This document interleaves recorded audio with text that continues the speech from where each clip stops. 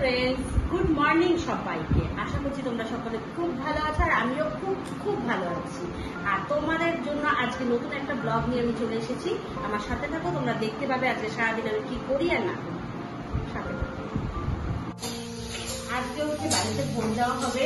আমি হচ্ছে যে লুচি করা হবে, এই জন্য আটা খাচ্ছি।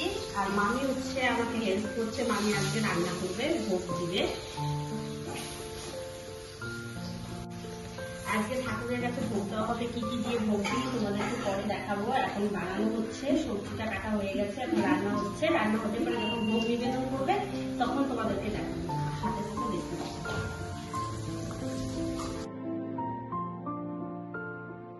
আচ্ছা, রান্না হয়ে গেছে। কাঁঠালের লুচি ভাজা, করলা ভাজা, পটল ভাজা, কাঁকরোল ভাজা, বেগুন ভাজা, এগুলো ভাজা।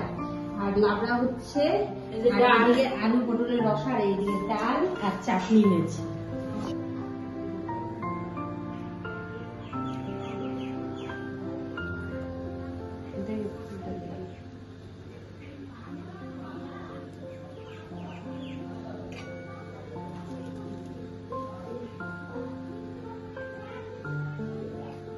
আমি এখন পুজো করতে চলে এসেছি।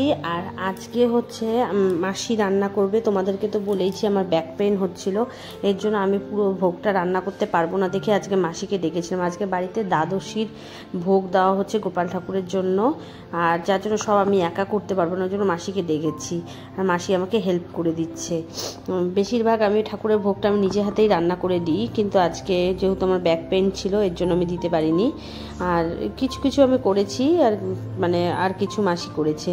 তারপরে আমি এইদিকে পুজোটা শেষ করছি, শেষ করে নিয়ে তারপরে দেখতে হবে আবার ওই দিকটাতে কত দূর এগুলো।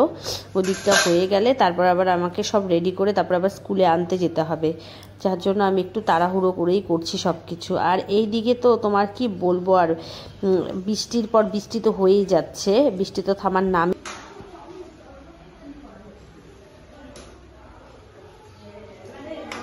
এখন মাসির রান্না প্রায় হয়ে গেছে, এখন ঠাকুরকে ভোগ নিবেদন করে দিবে, যেহেতু আমার এখন স্কুলে যাওয়ার সময় হয়ে গেছে। আর এদিকে মাসিকে বলছি তুমি ঠাকুরের কাছে ভোগটা নিবেদন করে দাও, আমার আর এখন সময় হবে না। তাই মাসি হচ্ছে ভোগ নিবেদন করে দিচ্ছে, আর আমি এখন মেয়েকে নিয়ে এসে তারপরে সবাইকে খেতে দিব একসাথে।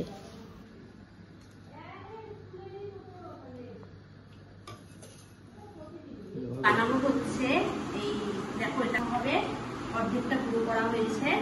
আর এটা হচ্ছে কাঁঠালের বড়া করবো, এটা কাঁঠালের বড়ার জন্য রেডি করা হচ্ছে। তা যখন বানাবো পিঠা তোমাদেরকে দেখাবো।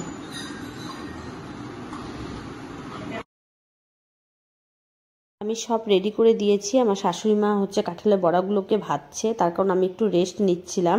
আর না হলে পরে তো একটার পর একটা চলতেই থাকে, আবার আমাকে আবার রাত্রিবেলা খাবার করতে হবে, পিঠাটা করতে হবে আমাকেই। এর জন্য আমি হচ্ছে কাঁঠালের গোলা সব কিছু করে দিয়েছি বড়া করার জন্য।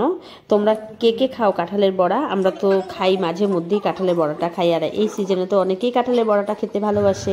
আর এইদিকে দেখো আমি চিতই পিঠা ভাজছি। আজকে রাত্রিবেলা আমাদের খাওয়া দাওয়ার মেনু হচ্ছে চিতই পিঠা আর ক্ষীর হবে, আর তার সাথে কাঁঠাল আছে। এই বাড়িতে না চিতই পিঠাটাকে খুব ভালোবাসে। আর আমি হচ্ছে ঘরের মধ্যে গ্যাসের মধ্যে চিতই পিঠা বানাই। আগে তো হচ্ছে সবাই উনুনে বানাতো, আমি এখন গ্যাসের মধ্যেই বানাই, তার কারণ আমার এটাই হচ্ছে সব থেকে সুবিধা হয়। আর এই দিকে ওর বাবা আবার নিয়ে এসেছে ছেলে মেয়ের জন্য কেক, আর কেক দেখে তো আমার ছেলে মেয়ে সেই খুশি। তা কেক ওদের হলেই হলো, সেই আবার একদম খারাপ কেক খেতে পারে না। যাক, পরে ওই কেকটা ওরা খেয়েছে। আবার তার সাথে আবার এদিকে হচ্ছে ওর তো পিঠা, ওরা আবার খুব একটা পিঠা দুজনে খায় না, ভাই বোন ওরা দুজন পিঠাটা পছন্দ করে না, তাই ওদের জন্য আবার পাস্তা নিয়ে এসেছিল। পরে ওরা হচ্ছে দুজন পাস্তা খেয়েছে আর আমরা সবাই পিঠা খেয়েছি।